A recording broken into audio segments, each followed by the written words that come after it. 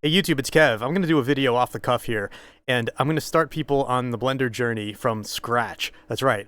If you don't know anything about Blender, this is the video you want to watch. So, why am I doing this? I have no idea. I read something on Twitter, and it got me kind of engaged. So, let's go from scratch. Here's the Blender website, blender.org/download. You download it, you grab it. Right now, at the time of this video, it's 3.6.5 LTS. Okay, doesn't really matter. We're just going to go over the basics. So grab it, download it, install it, and then when you open it up for the first time and you click off the splash page thing, you get this. Now, what this is a 3D scene. You're looking at a three-dimensional scene. This is objects represented in 3D space. So you have these grids, or well, actually one big grid here, these lines, a cube, this little weird looking thing over here, and this weird looking thing over here. Okay, this is what this is. You're staring at a 3D scene. This is a camera. This is a cube, default cube, and this is a light. So, where do we begin? First things first is we have to figure out how to operate inside this software. Okay, now I learned 3D back in 1998. For the first time, so bear with me here if I'm a bit removed from this, but I'm going to do my best here to explain this to you in easiest and simplest terms to get you started really quickly. First thing you want to do is figure out how to navigate through this scene. Okay, there are these little icons over here. If you click on any one of these, hold your mouse down and drag. Okay, this magnifying glass does what a magnifying glass does. It zooms in and out just like a magnifying glass. Okay, this little hand thing is like if you're just kind of panning around the scene. Right? This camera, if you click it once, you go into the view where you're looking through the camera. Okay? And if you click the camera again, you're back out of the camera. And this one I'll just ignore for now because it's important, but not right now. So, that's cool. Another way to move around the scene is to hold down your middle mouse button. If you have a 3-button mouse, okay, most of us do, hold down that middle mouse button, click and drag, and you're orbiting around the scene. Okay, that's what we call orbiting. Okay, just like, well, we didn't have one of these, but this lets you rotate around the scene. If you hold down Shift and middle mouse click, you're doing what this hand does. And if you use the scroll wheel on your mouse, okay, if the 3-button mouse is a scroll wheel, you can scroll in and out. Okay, cool. Now, you'll notice that if you held down Shift and you accidentally clicked somewhere, you get this like lifesaver thing. Okay, it looks like kind of like a ring that you toss over a boat if somebody fell overboard. Like this is this is a 3D cursor. All right, it's an important concept in Blender, but it's going to confuse you right now, and it confuses most people who are very new to this. So it's really intrinsic to Blender. Not many other software programs have this sort of concept. So for now, I'm going to ignore it, but it does play a good part later. So what I'm going to do is I'm just going to put it back in the center by hitting Shift S and going cursor to world origin there. Okay, so we can kind of ignore it now, and that's fine. So what are we going to do? Well, first things first is you see when I click on these things, we're getting some changes happening in the interface. And what that is it's telling us what's selected. So you have your scene view in here. And over here, you have a view that tells you text-based what's in the scene, right? So it's organized by a scene collection, then a sub-collection under that, and then camera, cube, and light. All right, and that's exactly what's in here. So you can select things by clicking in here, or you can select things by clicking out here, or you can select things by going on this little toolbar over here, select box, clicking and dragging, and then if you want to deselect, click and drag anywhere else that's not on that object or another object, and it deselects. So what does this mean? It means that to get useful in Blender, you want to train your mind and your muscles to react to this software, because once you get good at that, you can start flying around and adding more tools to your toolbox. So basically what you want to do is you want to go in here and using your mouse, middle click, and start dragging around and spend about 10 minutes, 15 minutes just kind of playing around with this, holding down shift, middle clicking, seeing what it does. You know, select objects, deselect objects. Okay, we're not going to worry about moving anything yet. We're just going to worry about orbiting around, okay, selecting and deselecting. You want to get that into your muscle memory because it's going to matter. And one of the most frustrating things that I've seen, and I've taught this in the classroom for 4 years and years ago in the early 2000s, students have a big problem navigating 3D space, and it's a cause of a lot of frustration. So luckily for you guys, you've probably been playing 3D video games forever. So this is kind of a normal environment for you. You just have to get used to moving around inside Blender. And you do that by either using these tools or these tools. Now you also have this little widget up here that you can click on any one of these and it'll lock the view temporarily to whichever view you choose. And those views, you can see that these 3 colors mean something. So if I look at this scene, I see this grid. Okay, it's a Cartesian coordinate system. We have X, the X direction, we have the Y direction, and then up in Blender is the Z direction. And what this is just kind of telling you where you are, right? Telling you which direction is which and where you are in the scene. Okay, so if it's flipped, you can see, oh, look, it's flipped, right? And you can just flip it back around. So that's good to know. That's kind of like navigational 101 stuff. Okay, so you just get used to moving around. Okay, you hold down shift, middle mouse click, you drag around, you move. You can let go of shift, zoom in and out with the middle mouse scroll, and right. So that's cool. Got it.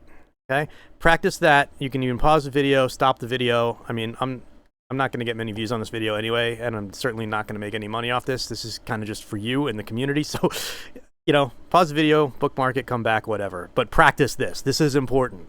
Okay, the better and faster you get at this, and the more natural this comes, the easier it's going to be as we start adding more stuff to your toolbox and your skill set. Okay, good, done.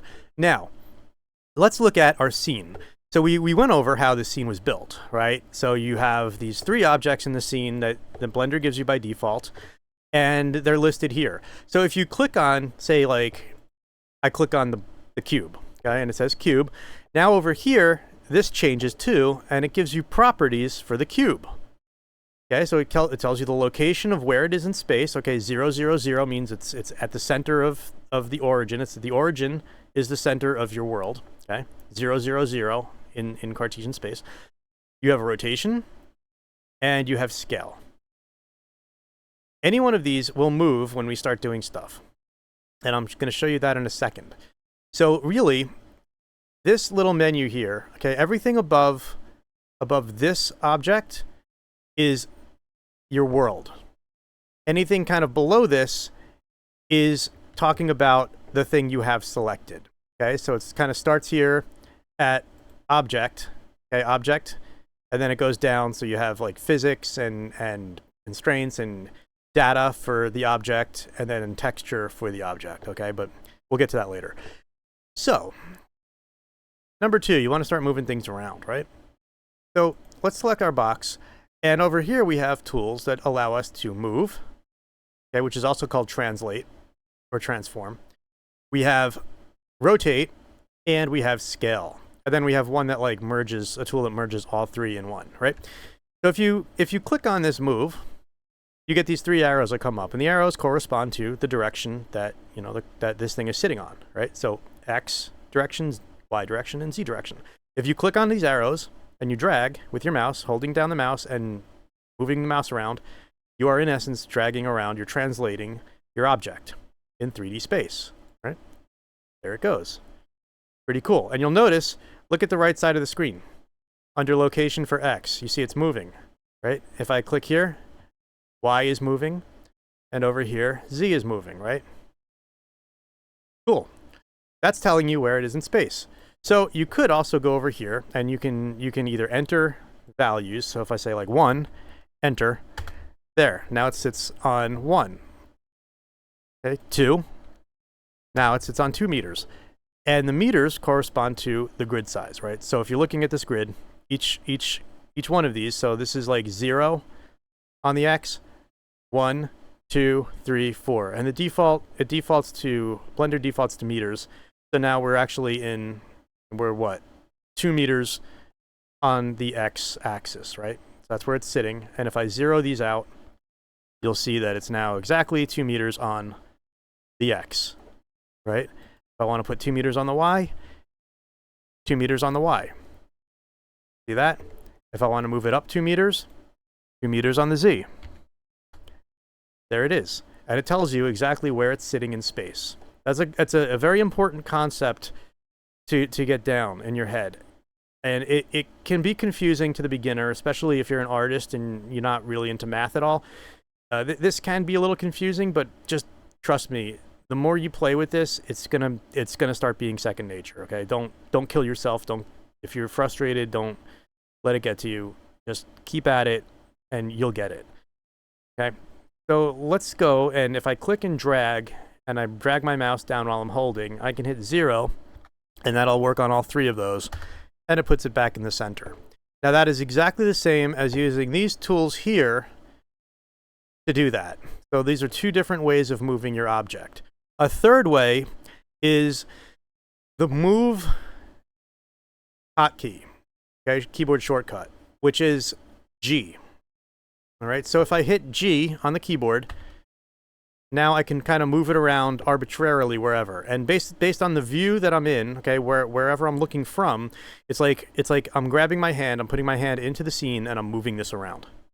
Got it? Now, as you get faster in Blender, you're going to be using the G key a lot, but as a beginner, it's probably best to just stick with this for now and get a handle on how things move. Now, if you're using the G key and you want to just constrain it to move on only one of these axes, you can hit G and then type in the axis that you want to move it on. So like if I want to move it down the green arrow, like the green area, I hit Y after G. I don't click on the mouse. I just hit G, then Y. And now it's constrained. I move my mouse around, and wherever I move it, it's only moving on that axis. Okay? Same thing. If I hit G, and then I hit X, okay, the red highlights, and now I'm only moving it on that axis. See? Pretty easy, right? Cool. And Control Z, like every other program in Windows at least, will undo the last thing that you did. Great. And I think it works the same on a Mac, Control Z something. I haven't been on a Mac in a while, but at Linux or Linux, it works the same way. So anyway, cool. So we can move this around. Now rotate is the same thing. Okay, I hit rotate, and here we go. Okay, I click on any one of these little circles, and it rotates in that direction. And you notice it's moving here, right? So if I want to rotate it on the Z-axis 45 degrees, I can just go in here, type in 45, and there. Okay, and it works on degrees. 45 degrees. Cool. And if you like click and drag in here, you can do it this way too. All right. That's a good way to start learning. Okay? And then scale works the same way. You can scale it. Okay, scale, and it'll go negative. I don't recommend doing this because it flips the faces, but you'll inevitably learn that later. But right now, just try to stay positive. Get it? Stay positive. Okay, anyway. So, cool, right? We can scale, we can rotate, and we can move. And we can, move around our scene. Okay, so that's what we've learned so far. Now, we want to get a little deeper into this, and we want to start being able to actually manipulate our geometry, right? So when I say manipulate our geometry, this is geometry, okay? It's geometry that looks like an object, okay? To an artist, it's just like a block of clay, okay? To a mathematician, this is this is a vector, object in 3D space. So whatever. Let's talk about manipulating the geometry. If I go here, up here, I have these workspaces, okay? If I use these workspaces, I can do some really cool things. And I'm going to concern myself with 3 workspaces in this lesson, okay? But for now, just I'm going to go to layout. We're going to go to modeling. Modeling brings you into an edit context, okay? And when I say context, each window in Blender is a context, and each context has different tools that work within that context. So right now we're in modeling, and we're in an area where we can actually get access to the points. Okay, these vertexes or vertices, and we also have edges and we have faces. That's what makes up 3D geometry. Okay, that's what makes up this object. It's basically connecting the dots, and the direction that it connects the dots determines which direction this face points. And this face is called a normal. And without getting too deep into it, it's basically the cross product of these vectors, and it just tells it, okay, look, we're going to create a face here, and light can bounce off it, and it can, return to the screen and render a pretty picture. That's just the basics of it. So what can we do with this? Okay, we don't really need to know what a normal is yet. We don't need to know anything. We just need to know that these are points. Okay, and we also have up here edges. Okay, so we can select edges. And we have faces, right? So faces, here's face, we can select faces. And then if I go back to vertices or vertex, we can select each vertex, just like we did with the object. Well, that's cool, because what this allows us to do is it allows us to change the shape of the geometry that we're on, right? So Blender gives you this cube by default. It's called the default cube. In every video you've probably watched, people joke about how to delete the default cube because it's just there, by default. But, we're going to use it. So we can select a point, and then we have the same tools over here that we saw before. Okay, we have move, rotate, scale, and then the omni tool, which is like everything, right? So if I go to move, it does what you think. You can move this point around. I can move this point anywhere I want. And it's stretching out my cube, and it's reshaping the cube. Okay, so this is how we can start getting access to the geometry, the shapes that we want to move, the digital clay, okay? That's the basics. I can do the same thing. Oh, I can click in edge, and same thing, right? I can scale the edge too. I can click on each one of these boxes, and that'll scale things. Okay. And I can rotate. Cool. If I don't like any of that, I can just hit Control or Control Z and back out of that. So that's cool, right? So we have access to vertices, edges, and faces. And in this context, you can hit 1, 2, or 3. Now look up here. I won't leave my mouse up here because it won't work. I'm going to move my mouse down here, but look up here while I hit 1, 2, and 3. Okay? That allows us to select different things. See, I'm hitting 1, now I'm hitting 2 and selecting edges, now I'm hitting 3 and I'm selecting faces. That's a very important concept to learn. And that's how you select different things. And I'm doing that all in this modeling window. Now here's something that's going to happen to you as you're using this that might frustrate you right from the start.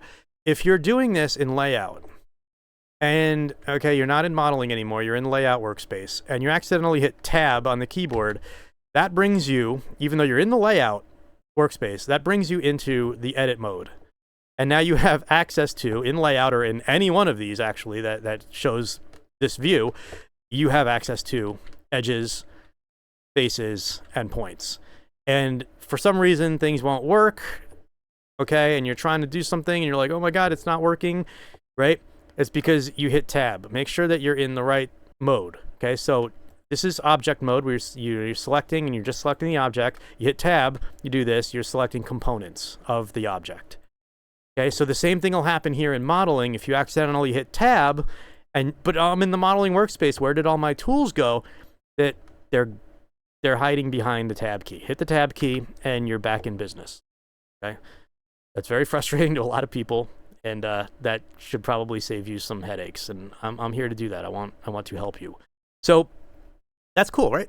Great. So we can go in here and we can move stuff around and fun, right? Well, the default cube only gives us certain, right? I mean, a cube only has what? 8 points by default, right? So we want more. Well, there's a way to do that. And the cool thing is that these tools allow you to expand this geometry and get more geometry, okay? Get more edges and more points and stuff to pull around and move around, right? So I generally don't work on points. When I'm using any of those tools, I like to be on faces, okay? So for this one, I'm going to select faces, or I can hit 3 in the viewport in the context, and that's cool. So I can, let's go up here to select box. I can select a face, and now I can go here, and you're actually going to be on extrude region, okay? I think Blender defaults to this, so you're probably going to see this right by default. You get this little plus thing, and once you're on this tool, you hit it, drag, and you move up. Do it again, let go of the mouse, click again, hold, drag, select a face, drag, select a face, drag, select a face, drag. Okay, this is where it starts getting really cool, because you can actually see, wow, I can actually start like building things, right? And look, it's a building. I mean, well, it's a crappy building. I mean, I wouldn't go in there, but you know, hey, whatever. So cool, right? Now you can also use the tools once you have that. So like I have this face selected. I can select the scale tool, and now I can scale that face, right? I can select this over here. I can scale this. I can go here. I can scale this. Okay, and you're manipulating the geometry, right? This is how it works. At the most basic level, this is what you're doing in 3D to model, right? So what you should do is pause the video and play with this and kind of get a feel for how this works. Okay, so this is combining selecting, okay, going into the modeling edit workspace and using the extrude tool, and then using the same tools that we used before, you know, rotate, scale, move, right? And all we did was so far we used one modifier, one tool that was extrude region, and that's just, you know, we selected one face, we hit the extrude region, and we did that. Now underneath these are other tools, right? So under extrude, and extrude is something I use a whole lot. If you click and you hold down, you get more of these, right? So you could say extrude manifold. I'm not going to worry about that. Extrude along normals. Okay, normals are the direction that these faces are facing. Extrude individual, which is useful, and extrude to cursor. A fun one is extrude to cursor. This is really fun because you can just kind of like go and click, and anywhere you click, it follows the mouse and it, you know, drags around. Look at that. So I'm just making crap. I mean, I don't know. It's not crap. I mean, it's art. Yeah, that's it. It's art. Right? So that's kind of fun. Not super useful. Maybe if you're making pipes and stuff later on, but like for now, stick to extrude region and you'll be okay. Now another one besides extrude region is, let's say if I have two faces selected, okay? You could extrude two at once, but they're moving in the same direction. Say you want it to move in the direction that the face is facing. So like this face is facing this way, this face is facing this way.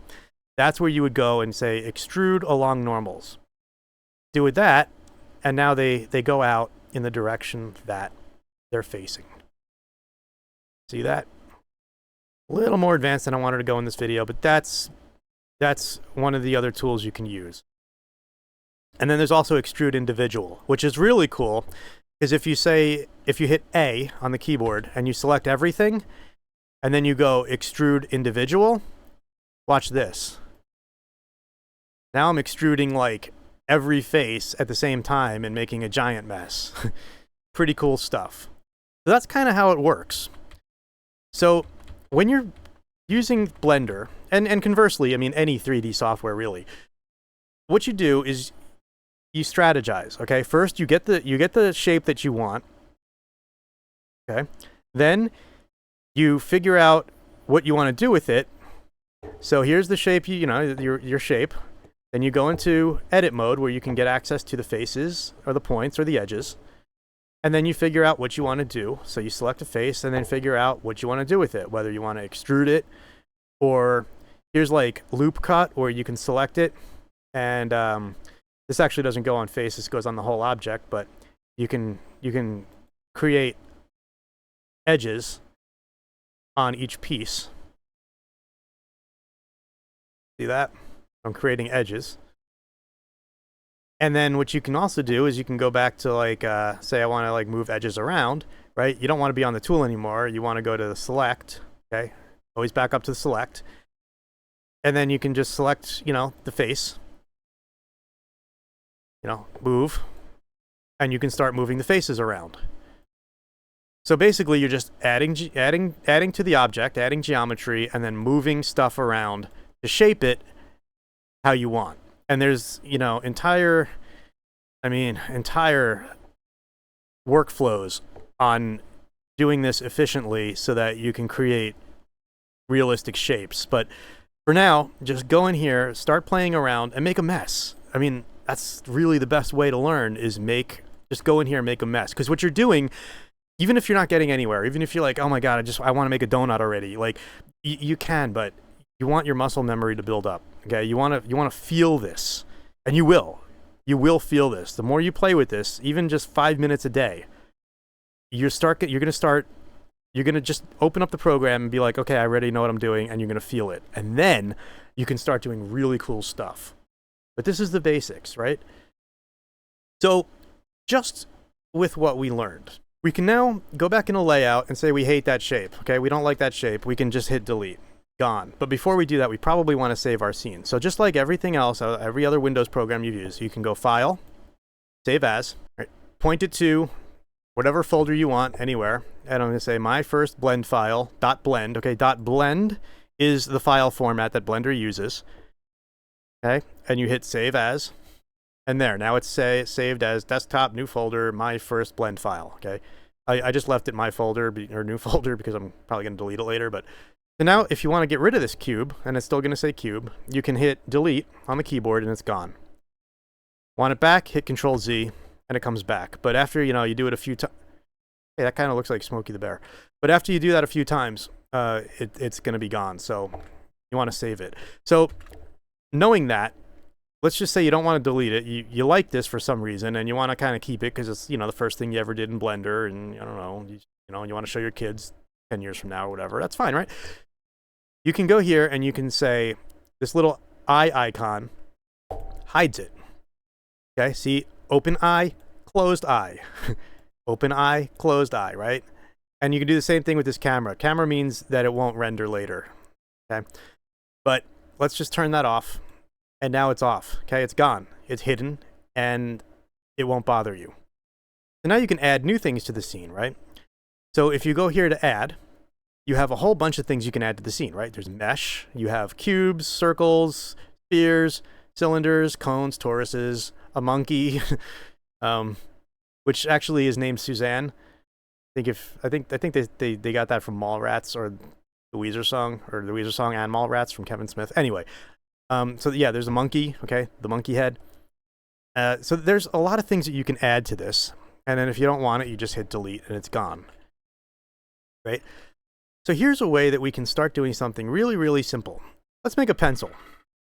Okay? I think we can make a pencil, a basic pencil with just the stuff that I just showed you. So to do that, let's go add, mesh, and let's try cylinder. Okay, we're going to start with a cylinder because a pencil is a cylinder shape, right? So we'll go to cylinder, and it gives us a cylinder. Now before you click anything else, when you create an object, it gives you properties here that you can initially give the object. So, vertices, that's how many points are around the circle. So if I go in here and I click and drag, or I use these little arrows to click, you see I'm getting less, and more, right? So I think a pencil's, I mean, I don't have one in front of me, but I think it's six hexagon, right? Okay, so I'm just gonna leave it at 6. And radius is how thick it is, right? Now keep in mind these are meters. So a pencil's pretty small. But we're not going to worry about real world scale yet. So we're just going to go ahead and I'll say radius maybe point 0.1. And you can see maybe I can go less, 0.05. Cool, right? That's already like looking like the length of a pencil. Roughly. I mean, I don't know, that's a pretty big pencil. But still, it's there, right? Depth 2 meters. That's cool. That's just how high it is, right? So I'll leave it at 2 meters. That's fine. I mean, that is a giant pencil, but whatever. Cap fill is whether or not it has caps. Nothing means it's hollow. N-gon means it's an N-gon, which is it's a concept I'm not going to get into yet, but it's just it's a polygon. And then triangle fan, which you can't see right now, but if I go to wireframe mode, you can see that it's a fan. So maybe I want that because it gives me a nice point in the middle. So I'm gonna use that. I'm gonna say yes, I want triangle fan, and everything else is fine. And I'll show you what this is in a minute. That's cool. Okay, so then I can click off of there, and nice, I got a pen. I got like well, I mean something. So what can I do with this? Well, let's say I want to make the pencil point. Well, that's cool. I can go to modeling. Remember, we went into modeling, and now I can hold down middle mouse and drag. I can scroll up, hold down shift. I can scroll with my mouse wheel and get close, or I can, you know, maybe you're on a laptop and you don't have that. You can go here and click on these tools. I highly recommend you get a 3-button mouse for this, but you know, if you don't have one, that's totally understandable. And you can use these tools too. Okay, and then I want to get access to, what do I want access to? Remember, I want access to the points. Right now, I don't have access to points because if you look up here, edges are selected, right? So what if I hit point? Or I hit 1 on the keyboard? Now I have points, but they're all selected. I don't want that. So I just want this one selected, so I could just click on it, and now it's selected. And I was by default in the move tool, but if you're on this, you just select the move tool, and then drag this little arrow up, and look at that, right? Pencil. Now, I mean, yes, this is rounded in a sharpened pencil, but this is a beginner video, so I'm not going to worry about that. So that's kind of cool, right? So we're getting you know, something that kind of looks like a pencil. I don't know, maybe you like used a knife and shaved it down. I don't know, whatever. That's cool, right? So that's fun. We got a pencil shape. Now we can also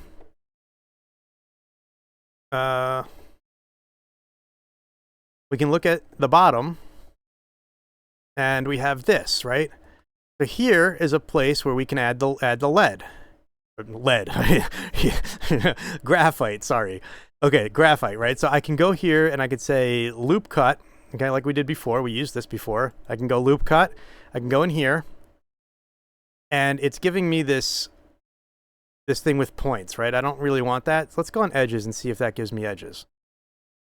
Okay. Well, that's kind of cool, but it's not because it's giving me these edges, right? But I can just kind of click around here and make a mess, right? Which I don't want. So that's not the best tool to use. And you're going to find that as you do this more, you're going to see that some of these tools are good in certain context, and in other contexts, they're not. So in this case, there's another way to go ahead and do that, right? So what we can do is we can select all of these faces here. Okay, I don't want to be on this tool anymore. I just want to be on select. I can select these faces, hold down shift, select these all, and then I can use the extrude region, or I can use this inset faces. Okay, go on this, click and drag, and it insets these faces and brings it down. And it looks like I accidentally, let me see here. If I go to here, yeah, I accidentally put a point here. I don't want that. So what I think I'll do is I'll just back out of that, look and see. Okay, so here I don't have any of that. Didn't use that tool, so cool. So what I can do is I can go back here to this shaded view, and I'll explain this in a minute here. And then I can just go to faces, okay, or hit 3 on the keyboard. Do this again. Okay, I'm on this inset faces tool. Drag down, and now I get this nice kind of thing where the graphite shows through the bottom of the pencil. And sometimes they have an eraser on there, but I'm not going to get into that right now. Okay, so we're just gonna make this simple pencil, and you're gonna be happy because you actually did something in Blender, right? Cool. So now we have that, and we have this, and now let's make an area where the pencil lead comes through. Okay, I keep saying lead, like they have graphite now, thankfully. So let's go loop cut, and see, that's going to give us this. We don't want that. So what if I went here and I hit Control R? Same thing. So what can I do? I can use a knife tool, and if I click and drag and sweep across, and then hit Enter on the keyboard, you can see that I made this kind of shape. And you'll notice that I didn't get these in the background. So I can just click on that, drag, click, okay, click, and then kind of click, and it'll snap to the last one I made, and then hit Enter on the keyboard, and done. So now I have polygons that will make up the top of the pencil.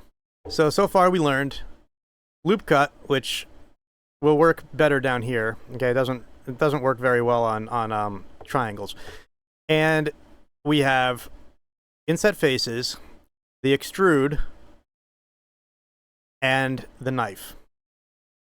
Okay, so those four tools, along with moving and shaping and working in this modeling viewport, can take you really, really far in Blender. And it just takes practice. So again, to use the knife, okay, the loop cut will actually work, right? Loop cut, if I want like more cuts in here, right, I can go loop cut and I can add more cuts. See that? And I'm adding more polygons, right? But I don't necessarily want that, so I'll back out of there, right? Cool. So we have that. Okay, so we have pencil, graphite, we have pencil, and we have enough polygons where we can actually color this thing. So what do we do now? Well, there's the third viewport, and this is where I'll show you this stuff too. The third workspace where we're going to go is shading. All right, I click on shading, and now I'm here. So if this is really small in the viewport, I can just select this, and I can hit the period key on my numeric keypad on the keyboard, and it'll zoom up and fill the screen with this. Or I can go in closer and do whatever. So now we're just going to give it color. Now for color, we're in this shader workspace, and shaders are what we use to color the objects that we make. So that works like this. We're inside this, and we default it over to this shading workspace. So this shading viewport. So the viewports here, we have wireframe, which you've seen already, but I didn't explain it. Shows the wire. We have shading, which shows a nice smooth shaded view of our object. Okay, we have shading, which throws an image around the scene and lights it using this image. And then we have the actual render viewport setting, which shows our actual rendered view. And in this case, we're using a render engine called Eevee, but I'll go into that in a minute. So now we want to give this thing some color. So the first thing we want to do is pencil is yellow, right? So I'll hit new, and that gives me a new shader. And I'm not going to worry about this. This goes really deep. But for now, all you need to know is that you see the shader here, and then on the object, okay, cylinder, we go to material. Because remember, in the very beginning, I showed you that anything below object is properties for the object that you're on. And everything above that is world space, stuff for the scene. So let's just go to material, and you'll see that you have this is in here. Okay, so this exists two places. So if I change the color here, it'll change here and vice versa. So let's just, click in here, and I'll say a pencil is yellow or orange, right? I guess that color. It's been a while since I've been in school or used a number 2 pencil. So there. So we have the color now is this, yellowish color. So I'm going to go here and I'm going to type in pencil. And now that's my shader. So I have a shader called pencil. Okay, this principled BSDF shader is on the pencil. Okay. Now, we can add more shaders in here and assign them to faces on our object. And that's how it works. So to do that, okay, we have our cylinder, which is our original cylinder. You can rename this pencil if you want. That's fine. I'll just leave it cylinder. Okay. And I'm going to hit Control S to save the scene. What we can do is we can add in another shader, right? Another one here that we can assign. So to do that, I hit New. It gives me this blank slot, which means nothing's in there. Okay, not going to do anything. You're not going to see anything in here because we haven't told it we want anything yet. So now we hit New to tell it we want a shader in there. New, and it gives me a new one of these. And it says Material 001. So I can now say, change this to wood. Okay, wood, and that's great. So now I have wood. But it's still not showing. Okay, we have to tell it where we want it. So to do that, we have to, right now I just have the pencil, right? Remember, I'm on the object level. See that? I have to actually say, go into the modeling, but we don't have to go over here to do that. We just have to hit Tab. Tab on the keyboard brings us in and allows us now to select faces. But I'm selecting edges right now. See that? That's because up here, I didn't change it to face. Now, hold down Shift. Let's go to Layout. Okay, we could really do it in any view, but Layout is fine. This is where we create our scene. And you see that it defaults now back to this this shaded view. So in here, I can go into shaded, shading, viewport shading, or the render view, and you can see that we have our pencil in the rendered view. So we can add some lights, right? Or we can actually lay this thing down on a ground, and I'll show you how to use a camera, and then we'll render it out, and you'll have done your first thing in Blender. Okay, so cool. Let's add in a floor. So to do that, we just go Add. Okay, and make sure that you're not in Edit View, right? So right now, I'm still in Layout. I'm in Edit View, which means I can select. We don't want to do this where we can select this, because if we do that and we add in a new object, it's going to be part of this cylinder. We don't want that. So we want to make sure that we're not in edit mode. So we hit Tab so that we can only select the object, right? Now, okay, if I go Add, Mesh, and I'll just do a plane. Okay, that adds in a floor. Pretty cool. And I can just say size, I want to be, I don't know, 50 meters. Why not? Because it's huge. And now the pencil is going through the floor. So what can we do now? Well, we can rotate the pencil. We can select it, we can go to rotate, and we can rotate it down, sit on the floor. Or we want to make sure that it's, the rotation here is perfectly 90 degrees, right? Or negative 90. So we can just go in here and we can type in negative 90. And there it is. Now it's still in the floor, which we don't want. So we can actually move it up. We can go to the Move tool. We can move it up. So it's sitting on the floor. Okay. And you can see that because it's a hexagon, it's not going to sit on the floor. So we're going to have to kind of like move it around a little bit. And this is, where practice comes in. So now I can rotate it. And let's rotate it to be,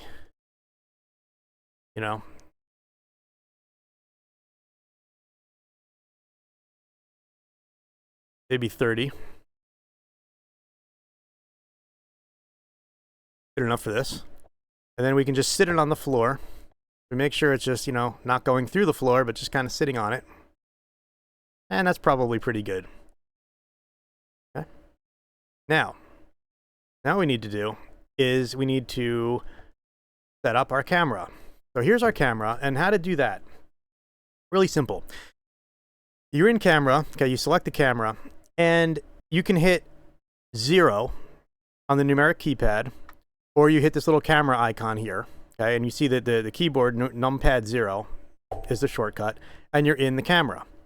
And now if you move around, you'll see that you're out of the camera. And here's another gotcha, okay, this frustrates newbies.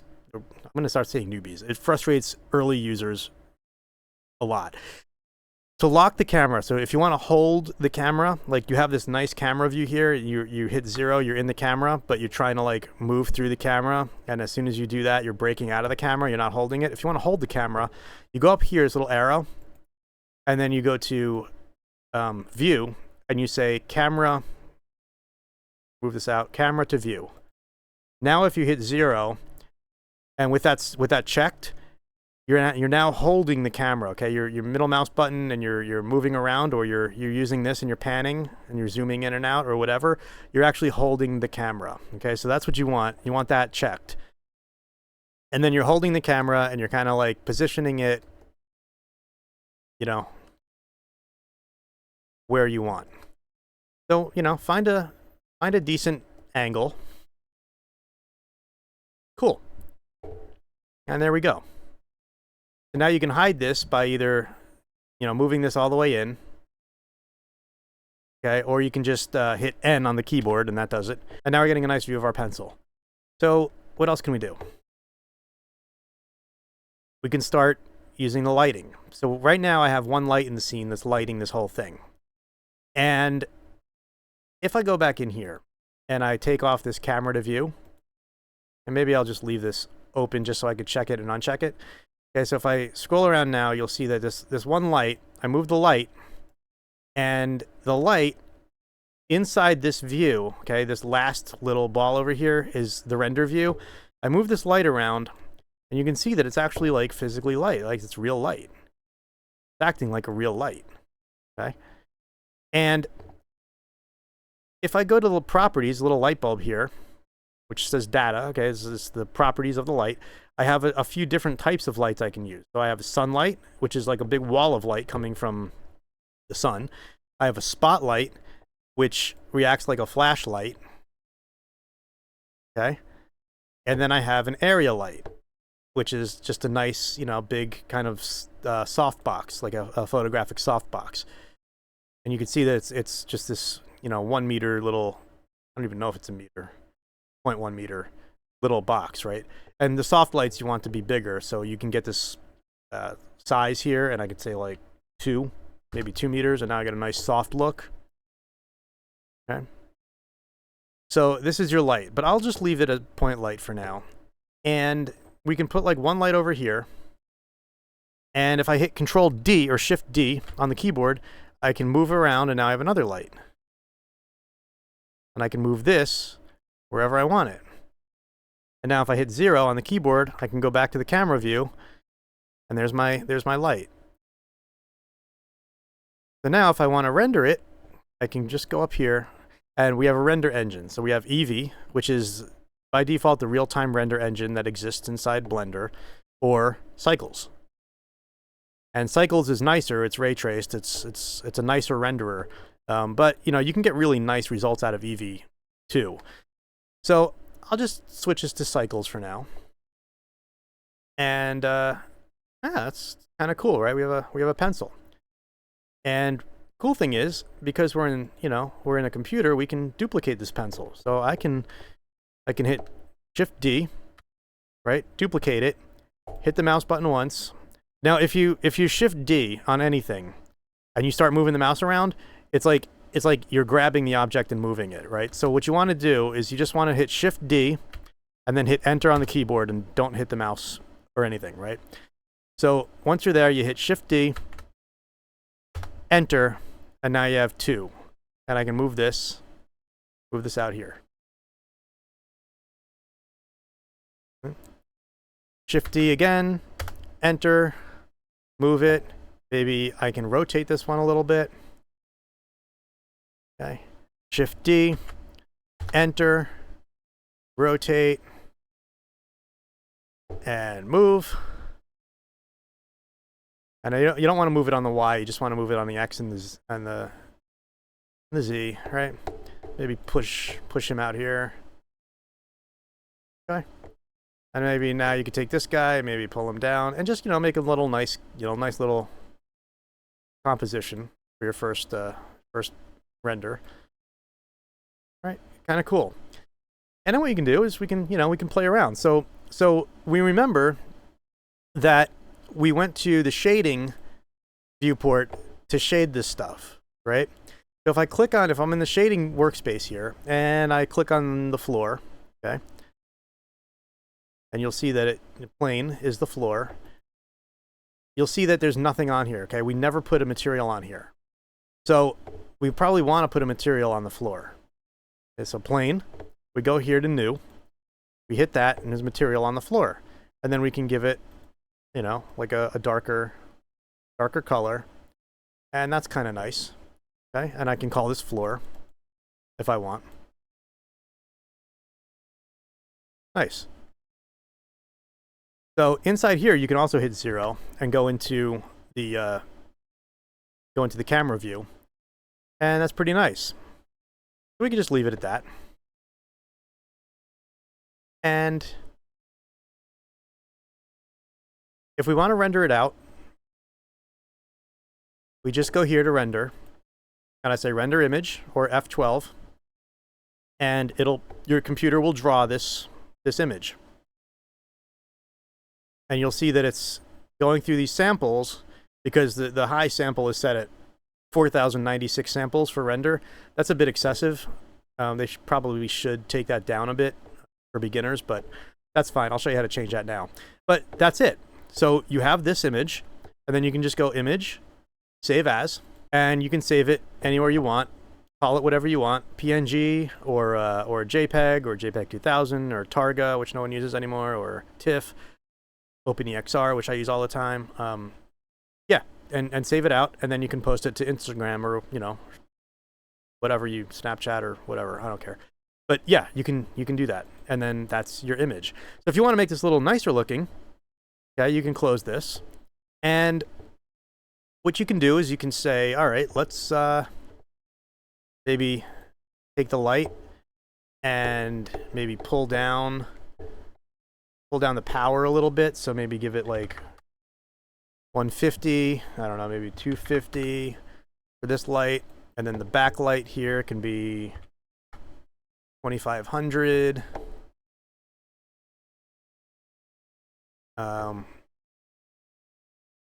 We can even add in a world. So the world wraps a color around your whole scene, and you can go in here and maybe pull that up a little bit, and you're adding a little more light to the scene, just from all directions. Okay, that's the background, and yeah, you can go from there, and you're getting a pencil. Now, if you want to make some, like, the pencil's a little more reflective or the floor is reflective, the cool thing is in these principled shaders, you have the ability to do that. So I can go, say, choose a pencil, and they all have the same shader. Okay, they're sharing these shaders. Let's go over here to material. Okay, pencil. They all have this pencil shader, and I can say roughness. If I turn the roughness down a bit, you see that it gets more reflective. See that? So I'm getting more reflection in this object. Okay, so maybe like, pull it to about there. That's kind of cool. Graphite, we want to make a little more reflective, so you pull the roughness down, makes it a little more reflective. Okay, the wood, we want to have none of this, so no roughness. So pull that all the way up, and you can start playing around with these settings and get that. Now, this has an art and a science to it. Okay, so roughness is how shiny something is, and then there's specular, which is also how shiny something is, and they all play off each other. And there's a bunch of stuff, metallic. So like graphite is actually kind of metallic, so I can go back to graphite here, and I can say metallic, and now the graphite will act like metal, or a metallic looking, and, you know, give it more metallic look. But there's a whole art and science to this, and that's beyond this beginner tutorial.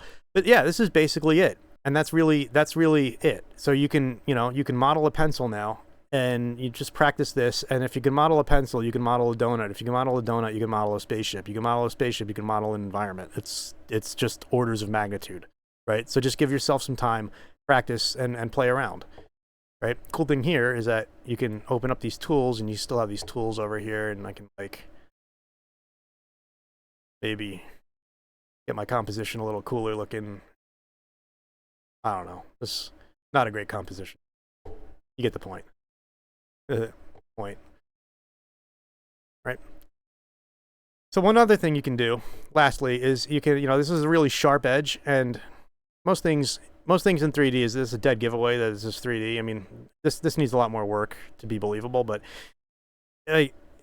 there's modifiers here that you can add, say, to a cylinder here, and you could say bevel, and that'll give a nice kind of beveled look to this whole thing.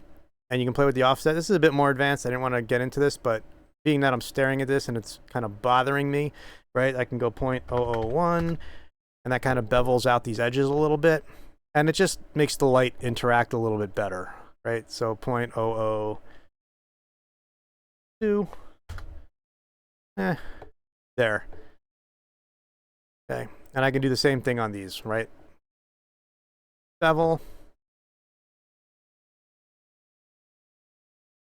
0.002, bevel, 0.002, bevel, 0.002, whatever, fine. Okay, that's a little bit better. And now when you render it, render image, you can see that it's just a little bit better. That's it. And if you don't want to wait so long on this, okay, you just go here to where it says render. This is your scene render engine, and you just go here to where it says render viewport 2, max samples. You could take that down to like 96. And now it'll render a lot faster. So now when you hit render image, you'll see it just going, right, 17, 25, 33, 49, 65, 80, 96. Boom, done. All right, there you go. That's it. So I do have quite a bit of this stuff up on Patreon if you're interested. The link is in the description. Really, it's more advanced up there. I do have some, you know, I walk through, like I did with this, for a lot of different things like environments. I think I have like mini courses up there on making gems, making desert environments, making underwater environments, ice environments, things like that. Quite a bit up there, but whatever. Like you're at the beginner level right now if you're watching this, and just get in there and practice, okay? Practice. You will get better. You'll see results. You'll see improvements. It might go slow. It might go fast. Everybody's different. Don't hate yourself if you're not going as fast as you think. Don't give up if you like doing it, and just keep at it. And the community's here to help you. So, all right. Hope you got something out of this, and see you later.